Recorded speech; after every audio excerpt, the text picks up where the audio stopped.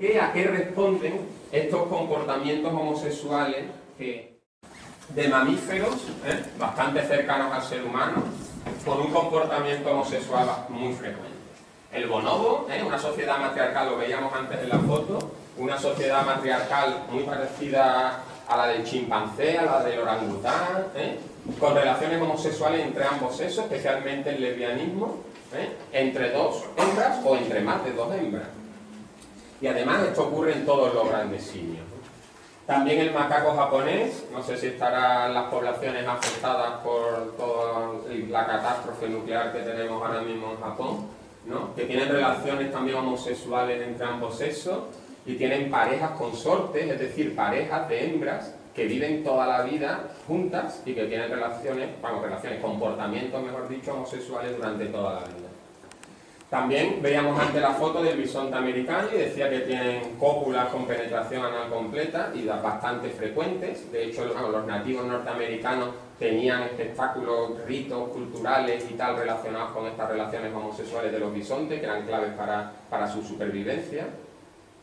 El delfín mulaco, el 50% de las relaciones entre los machos de delfín son relaciones con otros machos, relaciones sexuales, y después, pues, ya digo, muchísimos otros mamíferos prácticamente en todo, como el oso pardo, la rata parda, casi todos los roedores, está descrito, el caribú, que tenéis ahí en la foto, que es como un reno, el gato, el guepardo, la orca, el perro, el mapache, etcétera, etcétera, etcétera.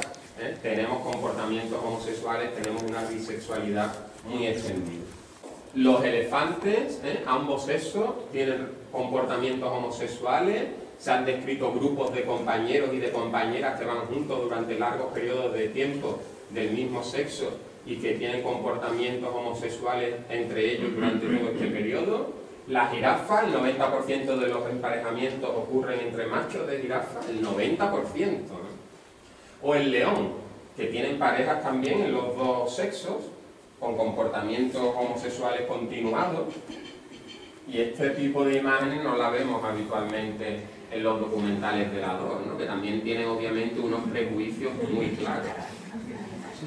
Es curioso, ¿no? Las dos fotos, ¿no? Son bonitas. Algunas cosas interesantes. Hay algunas lagartijas que se reproducen por partenogénesis, es decir, no se reproducen asexualmente, no necesitan copular entre los dos sexos para tener crías, sino que directamente la hembra produce las crías dentro y ya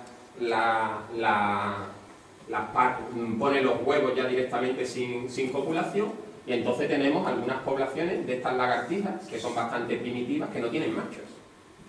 Pero hay cortejo entre las hembras, y ese cortejo activa todo un sistema hormonal que hace que las hembras de lagartijas sean más fértiles y tengan más crías, y las crías nazcan más desarrolladas y tengan mayor éxito reproductivo.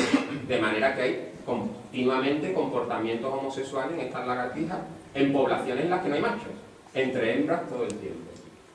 Interesante. Claro, la diversidad genética en este tipo de poblaciones es bastante baja, porque no tenemos relaciones sexuales donde se produce la recombinación entre los dos cromosomas, ¿no? En la combinación en la mitosis y en la meiosis, la recombinación genética, que intercambia información genética entre los parentales. Entonces, tenemos poblaciones de solo hembras con una diversidad genética bastante baja, pero bueno, en ambientes estables durante mucho tiempo, que no necesitan tener una diversidad genética amplia para adaptarse a cambios futuros, sino que llevan muchísimos años, llevan siglos, si no milenios, viviendo en el mismo ambiente. Esto, en un contexto de cambio climático, de crisis global, como en la que nos encontramos, en el que las condiciones ambientales se están viendo alteradas, este tipo de poblaciones con una diversidad genética baja, pues posiblemente sean las primeras que sufran los impactos ambientales, los cambios en las condiciones del medio. La hiena, no todas las hienas, pero la típica hiena moteada, pues tiene relaciones lésbicas, entre comillas, homosexuales, principalmente entre hembras, muy extendidas, y es que tiene altos niveles de testosterona. Tiene una actividad muy baja de una enzima, que es la aromatasa, que degrada la testosterona, y esto hace que esté expuesta a altos niveles de testosterona también las hembras durante la formación y el desarrollo del feto. Entonces hace que tengan un aparato, ahí tenéis el esquema, veis el útero, ¿no? Veis ahí los ovarios y tal, y veis que el aparato urogenital está totalmente desarrollado como si fuera un pene, aunque no lo es. Por ahí orina y por ahí pare y copula. Tiene sus problemas porque fijaros que el 60% de las crías mueren asfixiadas, sobre todo en los partos primerizos, y la cópula es muy complicada con ese tipo de sistema de aparato sexual. Otros ejemplos curiosos, ratas machos, que si les damos a elegir entre con quién quiere mantener, todo esto en laboratorio, relaciones sexuales, si con una hembra, si con un macho o con un macho que esté castrado, eligen fundamentalmente, principalmente a la hembra. Si quitamos a la hembra, entre el macho castrado y el macho no castrado, eligen al macho no castrado. Entonces hay ahí una atracción de tipo sexual porque acaban copulando y prefieren al macho no castrado que al macho castrado. Un experimento interesante. En las aves también es muy interesante en qué especies, esto sí está bastante estudiado, en qué especies se producen más comportamientos homosexuales dentro de las aves. Y se ha visto que en las aves que son polígamas, es decir, que no tienen una pareja para toda la vida, sino que tienen relaciones sexuales con muchos individuos y además que aplican poco esfuerzo en criar a los polluelos, hay más relaciones homosexuales, más comportamientos homosexuales que en aquellas especies que tienen una pareja para toda la vida y que ponen mucho esfuerzo en criar a los polluelos. Entonces, pájaros como el que tenemos, aves como el que tenemos aquí, el saltarín este dorsiazul que vive en los bosques sudamericanos, pues son muy polígamos, no tienen parejas estables para nada y tienen comportamientos gays, entre comillas, homosexuales entre machos, muy extendidos. O la cigüeñuela, que la podemos ver por aquí en nuestras marismas costeras y también en zonas interiores, tiene comportamientos lésbicos también muy frecuentes porque sus pollos crecen muy rápido, se desarrollan rápidamente, entonces tienen que poner muy poco esfuerzo en criar a la prole y eso favorece que haya más posibilidades de encuentro entre las hembras. Y en las poblaciones polígamas favorece que haya más posibilidades de encuentro entre los machos.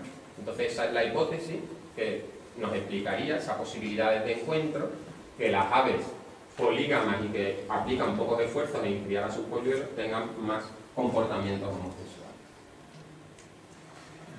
Una pregunta que nos podríamos hacer es ¿por qué, a qué responden estos comportamientos homosexuales que estamos viendo que están tan extendidos en el mundo animal?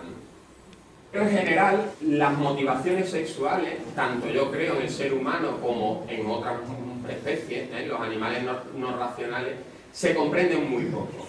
Entonces es muy difícil saber, porque hay muy pocos estudios, cuál es el origen de los comportamientos homosexuales en el mundo animal.